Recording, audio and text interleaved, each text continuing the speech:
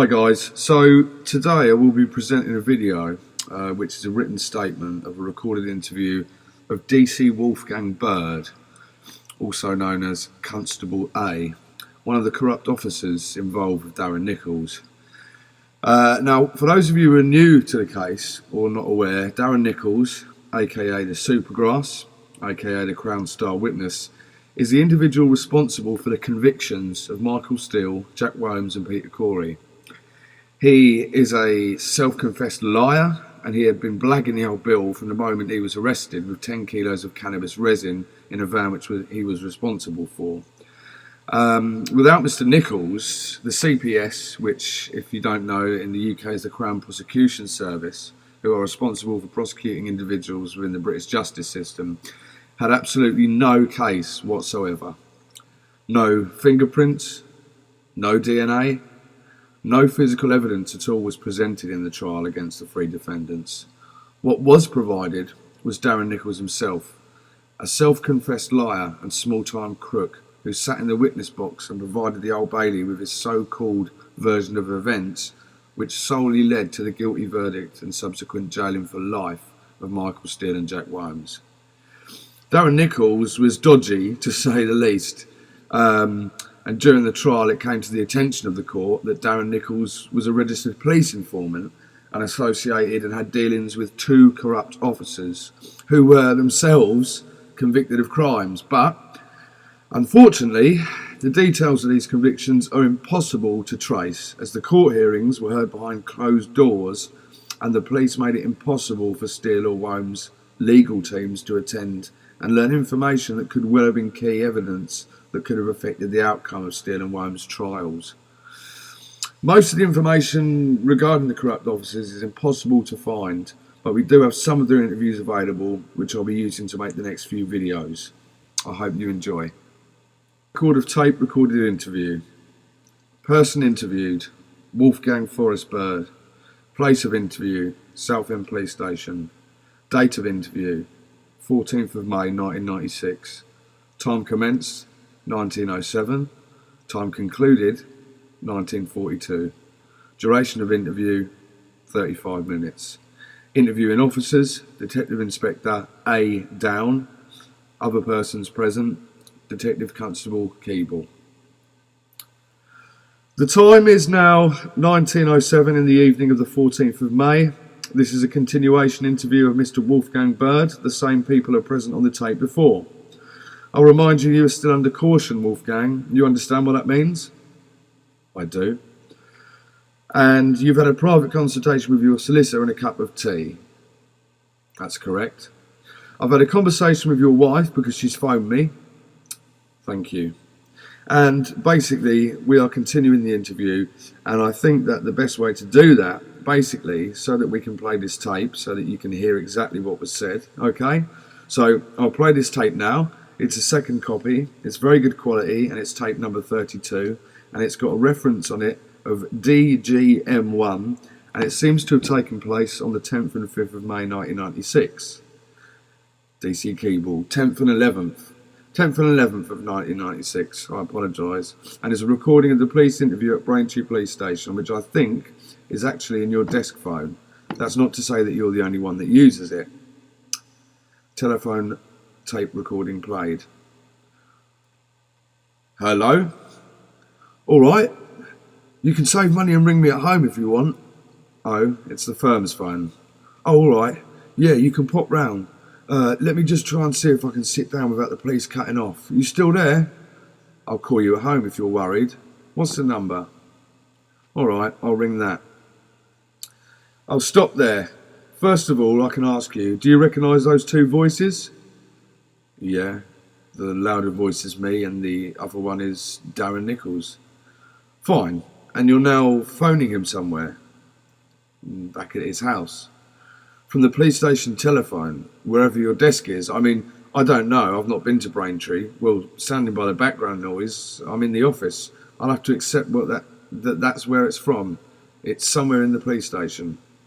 What's the extension number of your desk? 47274. Fine, so you're happy that it's you and that's Mr. Nicholls in the soft-spoken voice? Yes. Okay, I can confirm that it appears to my ear that it's the same two people talking whenever we're interested. Okay? Okay. Tape telephone recording played. Hello? Yeah, he got round. He wanted to basically, this Jag sold, all right? Right. Because Bolgan has got it in his head that, like, we put it in there for 36. Yeah.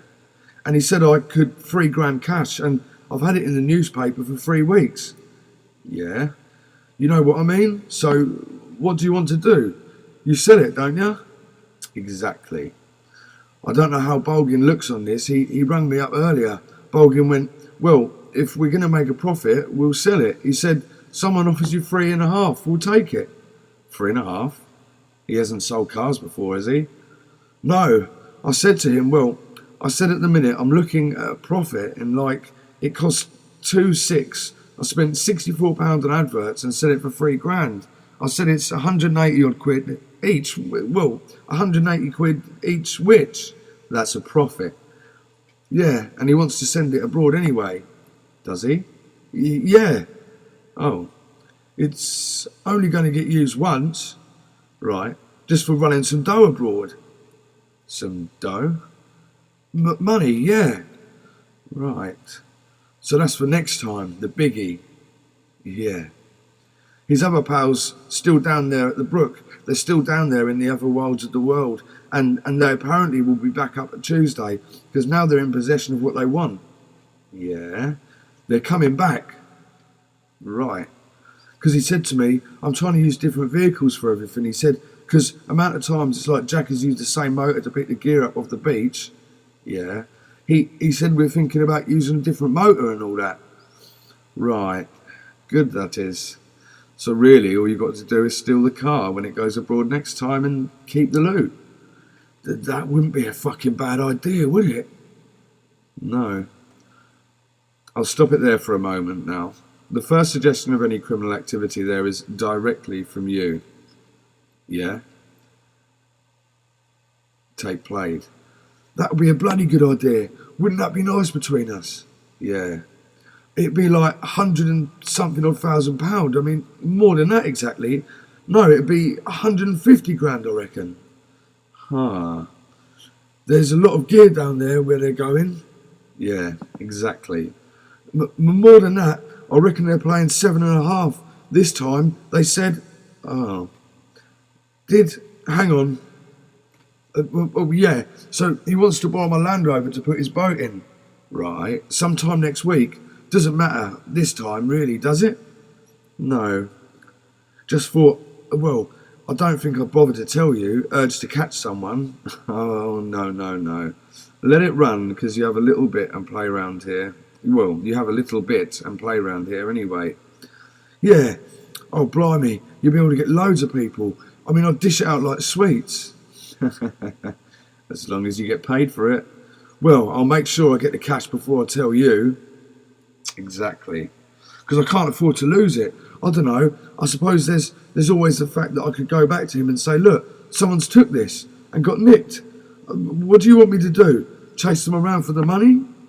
I could always play that one into him, you know. Yeah, that's true. In fact, I could even do that if they did pay me. Exactly. I was just thinking that. I mean, he can't say a lot. No. Now, quite clearly, he is setting up the agenda there, but you're still going along with it.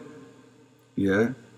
And you're clearly agreeing. It appears to him to supply drugs. Dish them out like sweeties, that's what he says. So that you can go and nick them. And you're agreeing with that? So that's what it sounds like, but I wouldn't have followed through that course of action. That's not your intention? It was never my intention, no. I'm agreeing, or keeping him on the hook. Okay. Tape recording played again. Because you can't exactly say, well, let's go and get them. No, they're on remand. How many people go driving with the cash then? Oh, only 2. Yeah? What, they leave it in the car, or do they go... They leave it in the car. Pretty. That's very reminiscent of them, isn't it? Yeah, they used to carry it on, but used to get it on the boot. Well, used to get it out the boot, and then when they decided it was probably worth walking around with a couple of £100 like a dickhead with suitcases on the boat, and now he just leaves it in the motor. Yeah, which is a shame if you know what I mean. Exactly. It's a shame you haven't got a spare key. Oh, fuck me, I'd get into that. It'd be better with a key, because all you do is drive on with them. Make sure you follow someone near them. You hang around when they go up deck, and you hang around a bit. Yeah. Swap from one boot into the other, and just drive off with them at the same time. Pretty sad people they'd be. Again, Wolfgang, that's quite clearly you setting up the agenda there. You are actually embarking on a criminal enterprise, it sounds, to steal that money. Exactly. Have you got the key? No, but we can do it. We can get on the boat. We can follow them on. We can do this. We can do that. You, and it's him, agreeing with you, which is a little bit different from your memory earlier. I'm not saying that you were deliberately. No, I'm accepting that. But all I'm doing, I've gained out of that conversation that if I miss this next load, he's taking a car out. We know it's going to be a Jag. We know it's going to be full of money. So I'm saying, as I've said before, anything to obtain information and a set of results.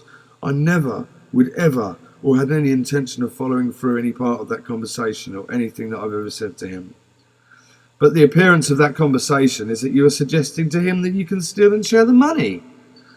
Yeah, that's definitely the appearance, but not the intention. Okay, it's clearly is the appearance, and he hadn't thought of that. He's now got the gem of and the thought in his mind. He didn't have it until you suggested it. Would you agree with that? Well, I mean, he hasn't said it to me before. Solicitor. I don't think that Mr. Bird can answer what's in Mr. Nicholls' mind, what his intention was. No, but I know what my intention is, and it isn't to carry out anything that's suggested on there anyway. Has he ever suggested to you that you could help rip them off, having got the gear to them or got the information? I think he probably has in part, but I can't remember the conversation that I've had anyway. I think in fairness, if you just listen to that, the suggestion does almost liven his voice up and he becomes quite eager of the idea. So although we can't look into his mind, on listening to that, it seems to me that it's a good idea to him. Again, I don't know his state of mind, but previous to those conversations, as I say, he's been getting jittery. So I'm saying anything can keep him going. You're just jollying him around. Solicitor. I think that the benefit of the tape, that it comes across to me that this voice becomes humorous and awake. Okay. In fact, I would like to say again that I don't know what time the conversation was, but I'd had a couple of drinks by then anyway, and I was in an open and happy mood. Fine. I clearly am unsure of the time that this was taking place at the police station, so I can't say at the moment. Let's continue. Tape telephone call played. Yeah, they would, wouldn't they? That's pretty sad. Well, that's going to be in a couple of weeks anyway. I'm sure I could get the key back for some reason, or a similar one. If you've got the papers, and just get one. Worth thinking about, isn't it? Worth making some way or the other. Yeah, that. He'd never know where to look. No. Well, he would, but it wouldn't be me. No. He'd be looking all around. Exactly. Well, he wouldn't look at you, would he? No, because I wouldn't know anything about it. No. I wouldn't get involved. Yeah, he wants to borrow my Land Rover for Tuesday or something to put his boat in, because he's fed up of seeing his Hilux. You know that there's somebody called The Firm. Unfortunately, I haven't got the name of it yet. They're looking at somebody in Clacton. They're following him around at the moment. Somebody named Daly? A bloke called Daly? Oh yeah. Do you know him? Daly? No. But he's from Clacton. I got concerned that some other firm had got hold of Mick or something, but the bloke they're looking at is called Daly. It's not Peter, is it? I don't know. I could find out, but it's Clacton Way. Yeah? Yeah. Why, do you know him? Well, no. If his first name's Peter, yeah. If then Peter works, I think, right. He's one of the dickheads who do a bit of driving, yeah. Ah. But I can't see if it's Peter. Do you know what I mean? I'm pretty sure it ain't Peter, because I've heard his last name and I'm sure it ain't Daly. No? No. Because, I mean, it's only that Daly sticks in my mind because of Arthur. I tell you what I can do. I'll hang the phone up, I'll ring him up and say, a geezer came round here, said there's a geezer around your way called Daly, got some proper gear. Do you know him? I could ring him on his mobile now and ask him. Right. Yeah. Got a mate round here, says somebody called Daly offering a bit of gear up. Do you know him? If you ring back literally 1 minute, not 2 hours like you normally do. Yeah. Just 1 minute, yeah? Okay. I'll ring him right this second. All right then. Right, bye. Now is any of that true? What, the conversation? I know the conversation's true. Is any of the content on that last bit true? That's the bit I'm looking at there. Mr. Daly, the firm following him around Clacton? Is any of that true? Yeah. I was after a bloke called Daly. There was an interest in the bloke called Daly. Who was? Somebody was. I can't remember who. It was someone doing some surveillance, following around as you put them in there? I don't know. They're looking at a bloke called Daly in Clacton. Who was? I don't know. Okay, why are you telling him that? Because I want to know from him whether he knows anything about Daly and whether he's involved in the Steel saga. So I say on there, and he's going to go off and do what I want him to do, find out if they are.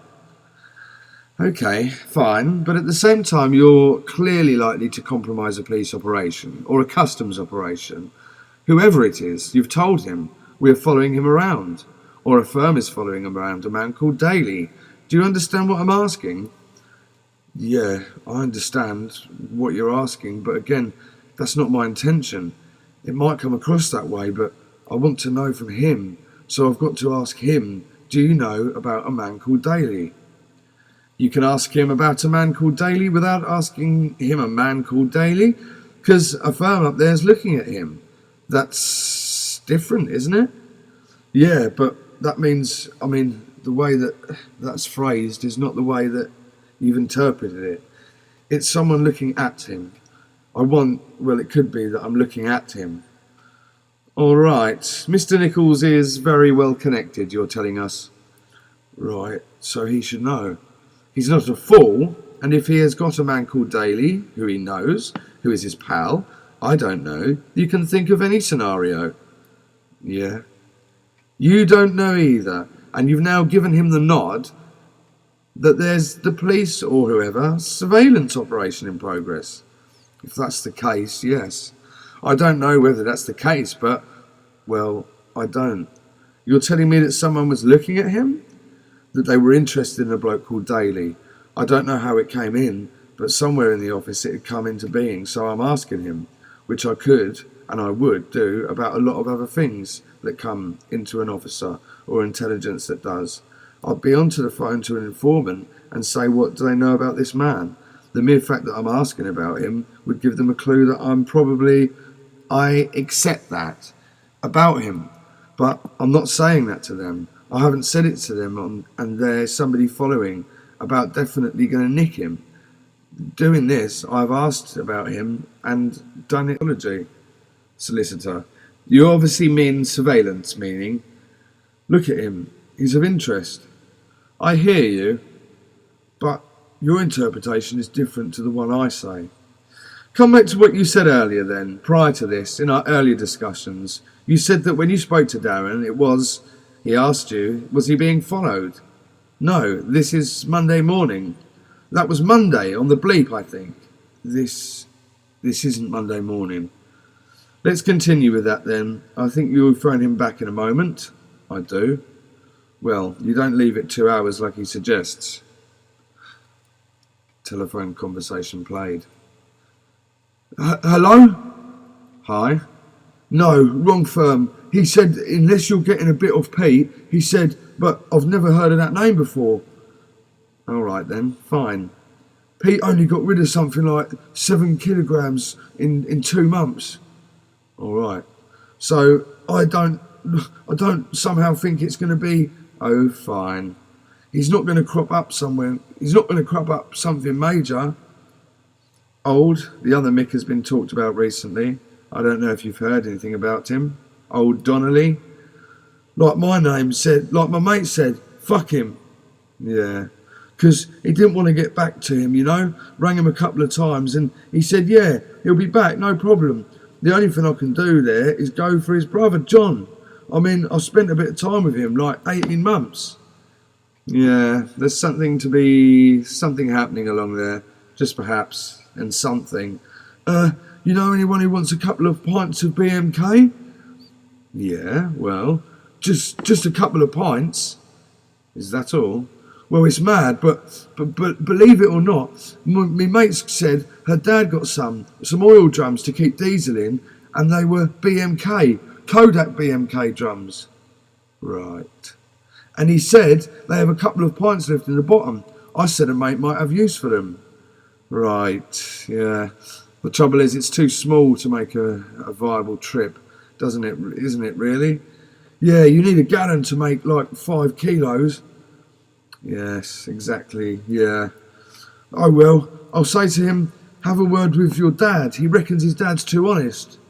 Well, to be honest, that might be, a way to get hold of Mick, wouldn't it? It could be. I'll have a word with him.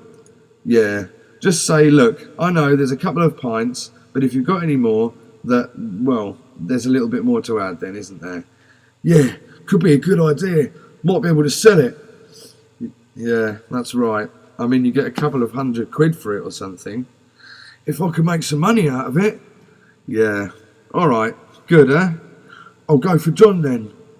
All right. This thing's been printed heavily. It's got to be John that gets it for him. Yeah. Because this geezer works in the print and he actually came home with like a 40-gallon drum. Yeah. I mean, they don't use it for printing particularly. This geezer works for some printing type company in London. He's like a plant manager. Goes around making sure everything's okay. Yeah. What they actually use it for then, because I've had a Kodak 40-gallon of it. We'll empty the drum. He's got an empty drum. It had a splash at the bottom. Yeah, we'll look. I'd like to see what it says on the label. Well, that's easily sorted out. Yeah. See what the drum is, because it might be the answer there. Yeah. Yeah, because it actually does say on it BMK. I haven't seen it. My mate said to me, it's a BMK. I said, how do you know that then? He said, well, it said about Kodak, something, processing, and then he said that blah, blah, blah, blah, blah, BMK. It will be interesting if it's the right stuff, because I'd never known of it. Well, I'd never known of a use of that nature before. I thought it was used for photography. No. Well, most of it. Well, it's basically a very small Regents. Oh, yeah? It just starts other experiments off, and occasionally it's sort of an industrial, like a cleaner of sorts, but not in huge amounts. Cheap perfume, that sort of thing.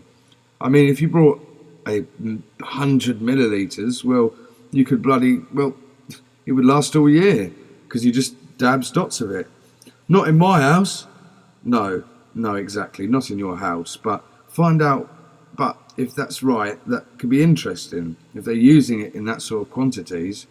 Well, there's 2 Kodak 40-gallon drums, he brought them home. Fucking hell. Because France said he was after some other places to keep the diesel, and his wife's dad said, I'll get you some drums from work. And he came home with these 2 40-gallon Kodak drums with BMK banged on the side of them. Benzyl methyl ketone. Right, I'll bear that in mind. All right, yeah, check that. What are you doing over the weekend? Oh, sod all. I've probably got to go to Bolgin's tomorrow. I'm going to have to wait and say, Bolgin offered me £3,000, and I think we should take it. Otherwise, I can get the car back. Yeah, no problem there. they only want to drive it abroad. They only want to drive abroad in it. Exactly. Yeah. Take the profit. I think I should, because, like, that would give me the rest of my money for my bird. Yeah. Yeah, certainly. All right. Well, that's brilliant. That's good news coming together. Well, I'm working all weekend. What about the pond side of things? I mean, surely, yeah, we're looking at that. We're going to have to do something on that. I'll talk to you off the phone tomorrow, somehow. I'll find you tomorrow. Yeah, but we'll have a chat. It'll be quiet tomorrow. Yeah, nice, quiet day. I'm trying to get out of working for Richard Bolden tomorrow, so, to be honest, you are sometime in the mid-morning would be good, or where you're likely to be. If you're running around doing the usual house things on a Saturday, then don't bother. I'm working Sunday as well. I'm not. Well, we're decorating. We're doing it at evening times because I've given up drinking. I'm trying my fucking hardest. Tonight will be 96 hours. I don't know whether there's anything else we want to play on there. Is there, Paul, at this stage? No. I've let that run on because, yeah, there are other bits of conversation. And, of course, the relevance of BMK. It's a very important component, isn't it? It is. In fact, you can't make certain substances without it. No, because previously spoken about with Mick Donnelly, who I actually took off the squad for running an AMFAT factory, he knows Mick Donnelly. So he says through Mick Steele, once he mentions BMK, putting the two together, he can put Donnelly together running a factory. And there is intelligence on. And he said that before, that he's looking to do a factory. But I don't think that he has. I was very interested. There is another job getting off the ground. I understand what your motives appear to be, and that's what you're telling me at the moment. But you can't be a white charger with a knight on the top doing it on your own, can you? Unfortunately, and it's documented throughout my service, and very much so in the last few years, unfortunately, that's what I am. Everything I do, hourly-wise, I put in more unpaid overtime than anyone else. I don't claim expenses. I get phone calls every time of the day and night. I go out of odd hours in the day and night. My missus, I mention, I'll bow down to the beck and the call of these people in the hope of getting a job for the benefit of the job, not myself. That is my nature. That's what I'm best at. Unfortunately, I play to my strengths in that field. My strengths are not paperwork or recording it. My strengths are recorded through the number of informants, pay cuts and results our division has had. And I would hasten to add mostly through quality jobs, mostly through me. I've given informants my own phone, mobile number. That's why I haven't gone off anymore, which when they run up huge bills, I haven't had the job off and broken it. I've given them cars, albeit £200 cars, which they have blown up and have always lost, all in an attempt to get the job done. And that is documented and well known. I'm considered a bit of a loony throughout the station, but also appreciated for the amount of work and results that I get. The motives are purely for my kudos, obviously for my and the benefits of the job. My working practices are somewhat slack, as can be seen, and that's why I'm here. Okay, well, we'll come back to some of that in a moment. Now, is there anything you want to say about the tape at this stage? At this stage? No, none whatsoever at this stage. All right then, to me, and I'm just interpreting what I'm hearing for the first time, or second time today, that sounds like you're agreeing to do all sorts of dodginess with this particular person. And you haven't passed it on to anybody, and you're really sucking him in to almost an agent provocateur to encourage other people to commit crime, to supply drugs and steal from other people, etc., etc. And it sounds on the tape recording there that there's a total agreement between you and him.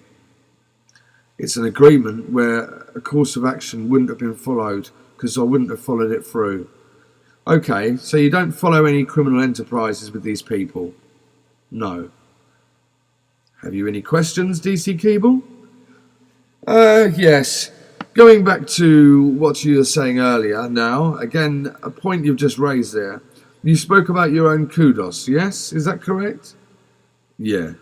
Every detective, all of us, one of the most important things that we like to do when we get informants. I've dealt with participating informants, and obviously Mr. Down has, and yes, dealing with informants and getting results, good kudos for the individual. That one of the best ways of attaining the kudos and especially if you're dealing with a participating informant or someone of good criminality higher up the ladder, is obviously letting senior officers know within our force what you're doing. One of the best ways for you to have gained kudos on what you were saying is this alleged importation that you are gaining information from Nicholls for. One of the best ways for you to have gained kudos was to have gone straight to your PCI, who would have gone straight to whoever was running the Rettendon incident office, because you know Mr. Steele, Mickey Steele. Yeah. You know? No, I don't know of him.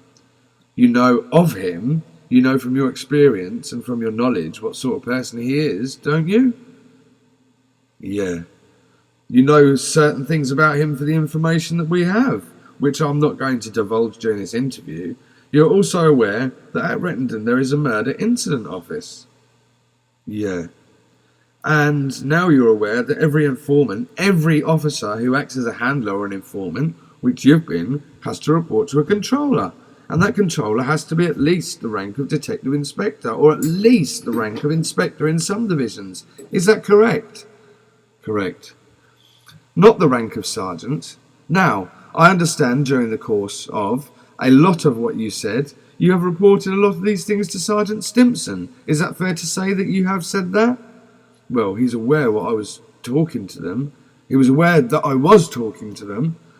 Now, on a job of this scale, for you to get your kudos, and for all of us, what we would have done, surely you should be going straight to your controller. Surely even probably bypassing him, going straight, if he's a DI, maybe, going straight to Mr. Payne.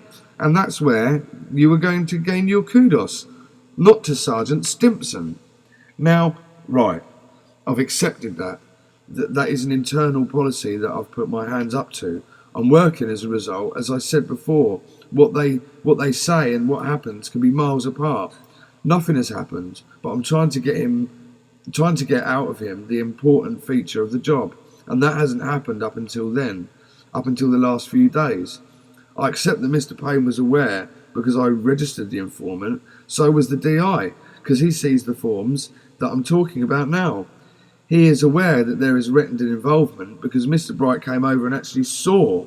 Well, I would have presumed. I'm presuming that he is aware that he's registered to me. If there was anything to be gained, there should have been some trust with me to come and approach me and say, look, that bloke might be of interest to the inquiry. If we go and see him, he might say, fuck off. I don't know what you're on about, and we've got nothing. You try and get out what we want, that never happened, ever happened. So I'm trying to obtain and get him manoeuvred into a point where, as a result, I can see the job and get a results, i.e. Steele, who might be to something else anyway. And he'll be more obliged to be of help if he knows the likes of Steele were out of the way. He might have opened up to somebody on paper.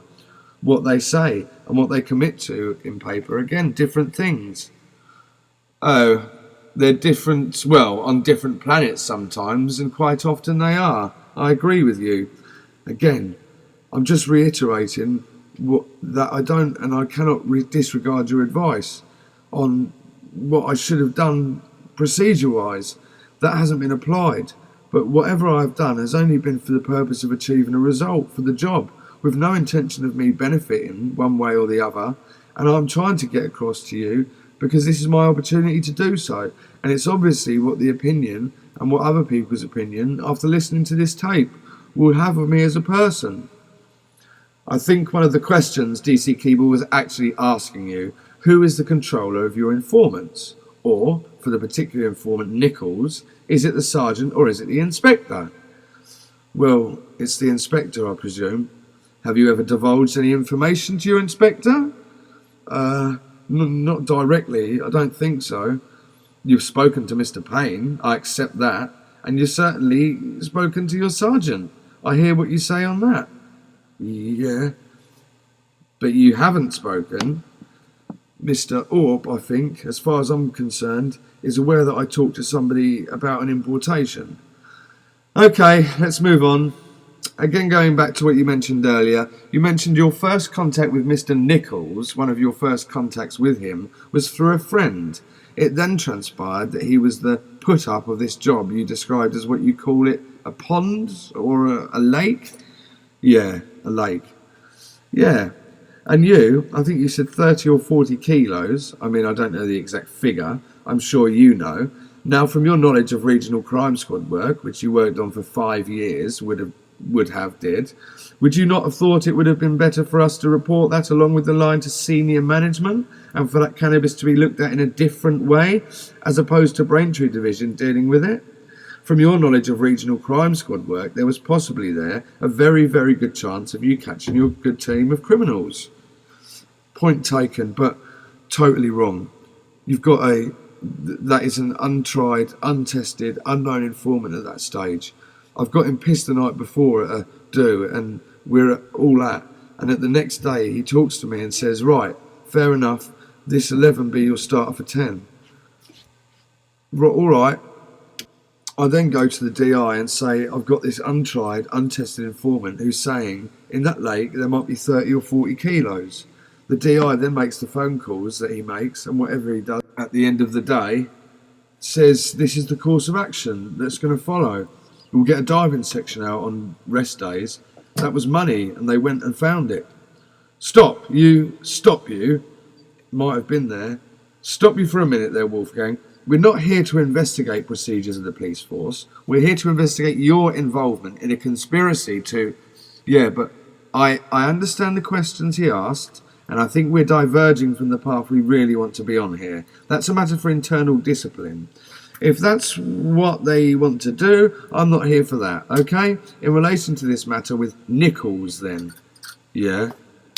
And all I say is that the tape, and from your conversation, it appears to me that you are making at least 3 agreements on that tape. A, for him to supply drugs, therefore you concerned is to supply. B, the importation. C, that you and he are conspiring to steal money from unknown persons. As far as I am aware. And what was the other one on there? I think it was, wasn't it? Possibly you could argue that perverting the course of justice, if that's the right phrase, they're in relation to letting an outsider of the organisation, our organisation, know that there is an ongoing operation on. That's the thing with Clacton and the man following, what's his name, Daly? Arthur Daly? That's it. That is what I'm saying. The tape appears to say. What do you actually say in a one-liner, or what, however many times you want to say in relation to these allegations? But your interpretation is correct to my interpretation, which, as I am saying or doing anything with him to continue my relationship with him as an informant to get the course of action out of it that he initially told me about, suggested which was Mr. Steele importing drugs, and I need to know when and where, otherwise it's all useless information, as I see it. And the dated thing that he mentioned is simply if somebody phoned me or if I knew somebody that we wanted to look at. I'm going to phone them or phone somebody. That's the point of the informant, and say, somebody's been looking at so-and-so.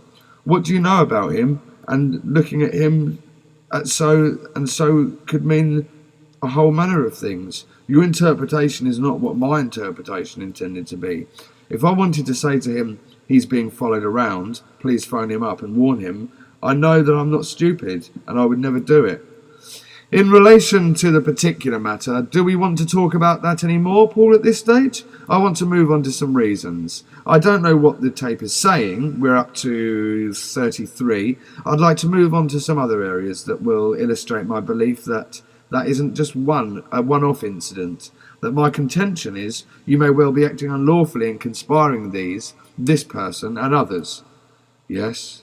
Now, do you want a break before we go into these? What are the new areas, or do you want to continue for 10 minutes or so? Bearing in mind, I think your solicitor said you might want to have some sort of...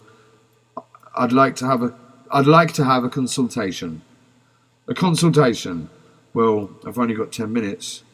We'll start a new issue, start a new tape. You know where you are, and we've laid that to rest. For the moment then, is there anything you want to say or clarify? No, not at this stage. Okay then, I make it 1942 roughly, and we'll finish the tape. So guys, thank you for watching this video. As those who are familiar with the case know, Darren Nicholls was involved with 2 corrupt officers, one of them being Wolfgang Bird, the other being DC Stimpson or Sergeant Stimpson. Now, we know that there is corruption within the police force, but actually seeing this corruption in black and white sort of brings the reality of it sort of more to home. We know that Darren Nicholls was involved with both of these officers, and that, well, one of the officers, Officer Bird, was a clay pigeon shooter, and Darren Nicholls often chauffeured him and others to different clay shoots. We know that he was, good at using a shotgun, or should we say aware of the use of a shotgun, which was the primary only weapon which was used in these executions. So, I mean, you can take it, everyone can take it personally how they want to take it. Let's just put the facts down. The individual who is providing this key statement in court, stating that Jack Wombs and Michael Steele are both guilty of this triple murder, this individual has close dealings with a police officer who uses shotguns, who shoots shotguns regularly, and you can just take it as you wish. But to me, there's a lot of dodginess. It's not right. I want to thank you for your patience and time in listening to this video. I hope you enjoy the next one. Stay safe.